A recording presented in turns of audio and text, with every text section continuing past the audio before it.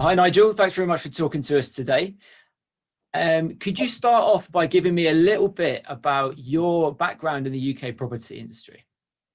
Wow. Okay. So I started in 1999, 2000, writing and editing websites and newspapers and magazines about property.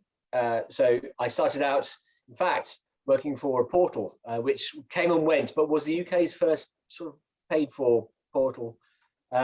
And I then went on to work for national newspapers, magazines, Place in the Sun, Daily Mail. I've worked for Prime Location, I've worked for Zoopla, and I have covered pretty much every type of property.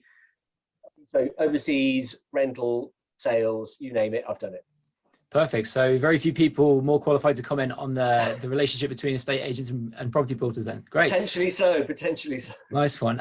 So this series is about finding out the relationships between agents and portals around the world. And as we've seen so far, not all markets are the same. We heard earlier in the series about how US agents or realtors as they're called don't necessarily pay to be on a property portal, and sometimes the portal even pays them for their listings. And we heard about in Australia how the vendor is the actual responsible party for paying property portals, not the agents.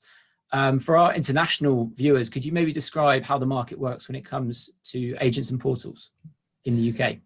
Absolutely. So in the UK, it is a more direct B2B relationship. The consumer, the vendor, the buyer, the landlord, the tenant are not involved financially at all in the portal scene.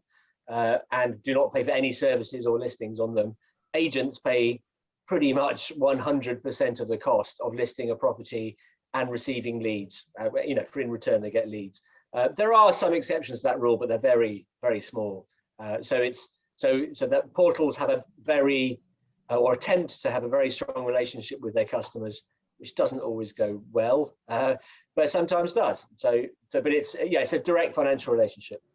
Okay, and there are an awful lot of property portals in the UK, I think perhaps more than anywhere else in the world, maybe. Could you briefly give us an idea of the property portal scene and maybe name a few names? Yeah, so Rightmove was the first to start up. And initially, Rightmove started up because academics who were using university precursor to the internet wanted to, they were chatting about lots of things, including things scientific. They also started to go like, well, let's sell our homes. Bob's got a house in Leicester. I'm moving up to Leicester University. And that's how it all started. And Rightmove sort of picks up on this. And so a lot of their first listings were academics using the internet to buy and rent homes. And so they had a first mover advantage in the UK, Rightmove. They were way ahead of anyone else.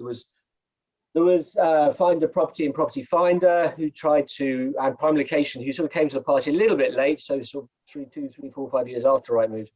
But that first mover advantage just gave Rightmove right up until now a vast advantage. And I think there are some other portals around the world where the first mover had that advantage, but I think Rightmove have certainly financially taken advantage of that. And within 10 years of launching, so by the sort of 2010s, they had 85, 90, 95% of estate agents listing with them. And really, it was sort of crazy if you weren't listing with Rightmove. But most importantly is consumers really in the UK consider a property portal to be Rightmove and Rightmove to be a property portal. And it's believe me, I have been pitched at and discussed this with many of the people who started up portals in the UK, particularly the last sort of 2-3 years, where there's been a massive rush to create what's called, the challenger portal sector, and there are many of them knocking around, but a lot of them will say to me, we can do this, we can take on Rightmove, we can take them down, they're positive as well. We can offer something better than Rightmove, but which they quite often have built platforms, functionality, and tech, which is better than Rightmove. Rightmove are appalling at developing tech because they are so dominant and they are so profitable. They're hitting 70-80% profit on turnover. So why would they need to? I quite understand their position, but these challengers who've tried to creep up on them haven't done so well. and it's because it's not the agents. Agents quite easily be persuaded to try them out. Getting listings is not a problem for them. It's getting the consumer to go to their website is the major challenge of any portal launching in the UK, because Zoopla have spent over £300 million getting to where they are now to try and become the number 2, and they are the number 2, and there's no one can test that. On the market, who have spent maybe sort of currently about 40 million, and they are now number 3. And so that points. So I always say to these challenger portals that points to where you need to be going. You've got to have backers prepared to put in 100, 150 million if you're serious about becoming a contender with Rightmove. Because with that much profit, they can spend as much money as they like on marketing to the consumer to reinforce their brand. And they have brand recognition high up, in the 100%. There's no one renting or buying or selling or who's a landlord in the UK doesn't know who Rightmove is. These people don't exist. There might be some retired people, perhaps, never come across one, but I could tell some very young people or something, but vast majority, that's what you're up against. So there have been quite a few. So there's One Dome is trying it at the moment, making a very good fist of getting estate agents on board to use them and pay for their service.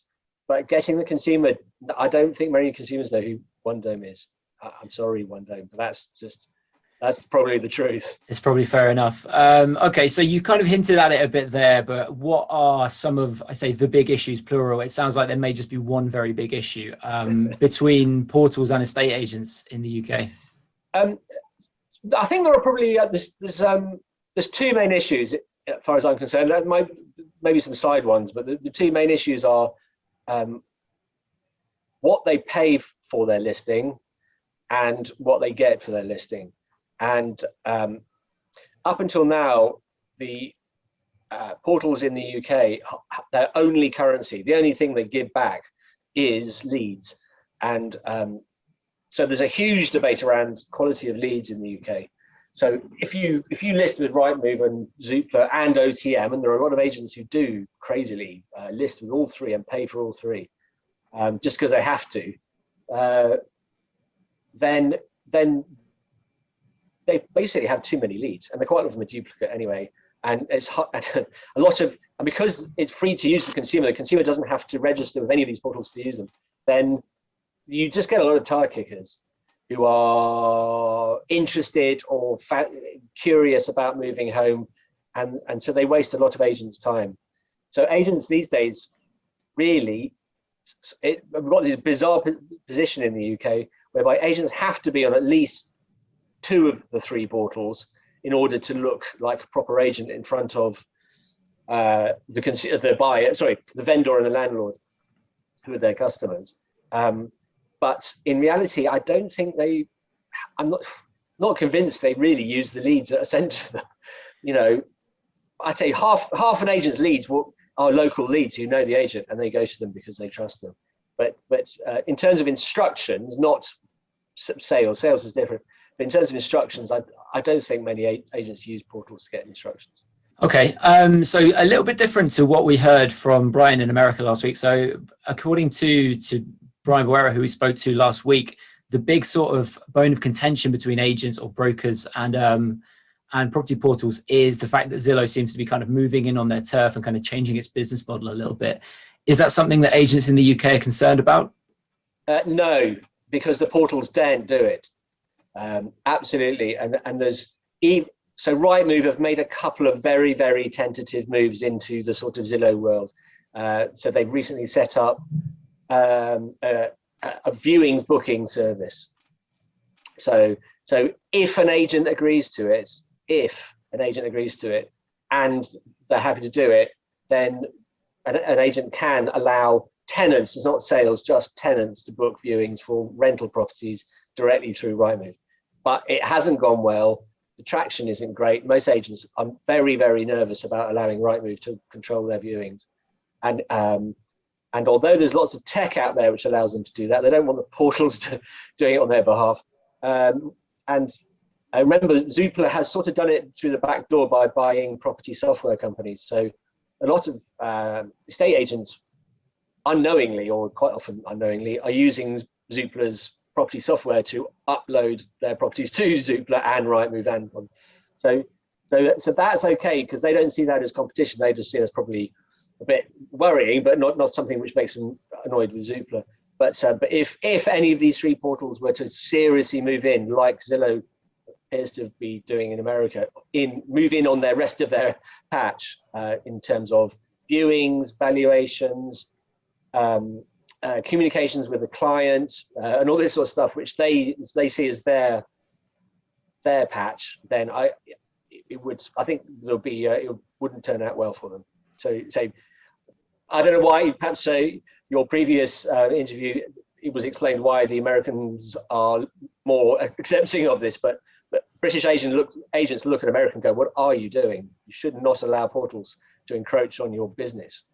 Otherwise, eventually, there won't be a business for agents to really differentiate themselves between competitors." Okay, so you mentioned there that so UK agents are maybe looking at America and thinking, what's going on here? Yeah, definitely. Something that I've asked the previous interviewees in this series is, do agents in the UK look at what's going on in other markets and see some parallels, or is it very insular? It is pretty insular, but I think one thing which changed that to a certain extent was purple bricks. Well, there's two things actually. One was when in the 2010s, when the Australia REA group came into the UK and started throwing their cash about, and agents suddenly realised, wow, okay, so we're in reality it is a global property market. We just happen to be the UK arm of it. And also, but purple bricks was, I think, was very much a game changer, because it was just really weird. One minute you had a UK estate agent, okay, it's hybrid, but it's a UK estate agent. The next minute they're in Australia, Canada, Germany, and America, all within a sort of 2-year period. And they're not a portal; they're an estate agent. And so I think that's changed, particularly at a senior level, a lot of people's thinking. Perhaps we are going towards a global property market, not too far off. But I think day to day, I doubt if many agents in Newcastle upon Tyne, or Wigan, or Eastbourne, or Brighton, or other British cities, day to day are worrying about what's going on in America. But they probably should be, because it's going to come and bite them on the proverbial bottom fairly soon, I think.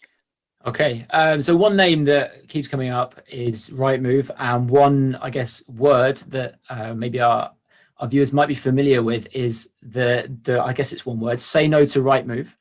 It's something that we're writing about a bit more last year. Could you give us some background on say no to Rightmove, and maybe why we're not hearing so much about it now?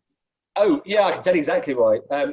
So the background was that 4 estate agencies stroke people from fairly disparate geographical UK backgrounds, all agents, all set up separate say no to Rightmove campaigns, and these were all triggered or pretty much happened around the time when Rightmove made a disastrous move to try and look like it was helping agents during the pandemic, but in reality was kind of back them up with debt. So they basically said you can stop paying a percentage of your fee, but you'll have to pay it back later, which for a company which turns over hundreds of millions and makes a lot of profit didn't look good, and was, I have no idea what possessed Rightmove at the board level to do that, but they did it, and they had to backtrack massively because these sort of 4 groups of agents got together and said, back off, or you really are going to damage yourself badly, because we are going to leave you. And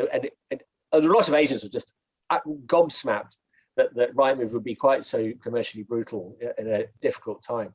So and then those 4 groups then realized that they had something going here, and then obviously Rightmove did back off and came up with a much more generous offer where they basically suspended a large percentage of their fees until the pandemic, the worst of the pandemic, was over.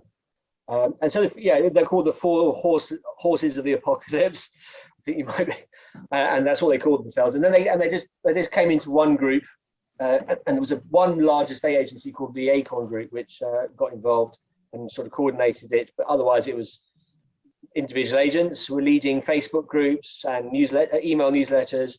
And I think they numbered sort of in the 3,000 or 4,000 agents, maybe. There's people debate about how many people have been involved in it. Anyway, they did very well. And then sort of Rightmove, because Rightmove gave in and then the housing market reopened, it just got the whole project just got sidelined. And I think in reality, I think so that's the best shot that's ever been had at trying to bring down Rightmove and get them to reduce their fees and reduce their power in the market. And if that hasn't worked, then I don't think anything ever will work. Okay, you've kind of just answered my next question for me, but I'm going to ask part of it anyway. So over the years, even before I worked in this job, I've kind of read a lot of comments from UK estate agents. And to put it mildly, they seem like a very tough bunch to impress, and they tend not to agree on anything. So from an outsider's perspective, when On the Market came along, it seemed like something they might agree on, but it was incredibly controversial for a very long time. Is the industry ever likely to come together and really back one of these challenger portals, or do you see the status quo continuing? That's a very good question, a very hard one. Yeah, I always like to ask the really difficult questions. The open-ended ones right at the end. Oh, that's good. It's good. Hard questions are good. I would say that no, I don't think agents will ever come together in numbers. They're too competitive to ever do that, because the cyclical nature of the UK. We're either in famine or feast. And during the famine years, we tend to get these all different campaigns and organizations try and either launch alternative products or come up with campaigns to get people to leave Rightmove or whatever. But then, soon as the feast comes back, everyone forgets about it. This happens every time. But estate agents are in the UK. I don't think it's probably like many other countries in that there are on a small town high street. You can look at minimum six different estate agents. They're all fighting tooth and nail for a diminishing market at the moment, and also a consolidating market. So the last thing on their plate really is to worry about power of their marketing. As long as they can afford the portal fees, they generally consider it to be okay. And the only time that revolt happened during pandemic was because Rightmove just basically, and Zoopla for that matter, just weren't offering enough of a discount during a time when they weren't earning any fees. So the answer is, I don't think, no, it won't ever happen. Although I would say there's two interesting projects at the moment run by estate agents, some regional estate agents who are trying to set up what you might call like a regional franchise portal, and that possibly could work. That's going to be whereby you have like a lead 3 or 4 estate agents who have the majority of the housing market in each postcode. They would have a franchise to run this portal, which would then be presented to the consumer as a national portal, but in reality would be like a franchise locally controlled property listings site for each area with the key agents. Because in the UK, although you might have 7 agents on a high street, probably only 3 of them are what you call, 3 of them will hold 70% of the market, and the other 3 will hold 30%. So that 70% are going to set up. So that's in train at the moment. So we'll see how that goes. All right, Nigel, I could honestly talk about this all day. I've got loads more questions, but we're going to have to leave it there. Thanks so much for coming on and talking to us. Hopefully you shed some light for our international viewers on a very complicated property market in the UK.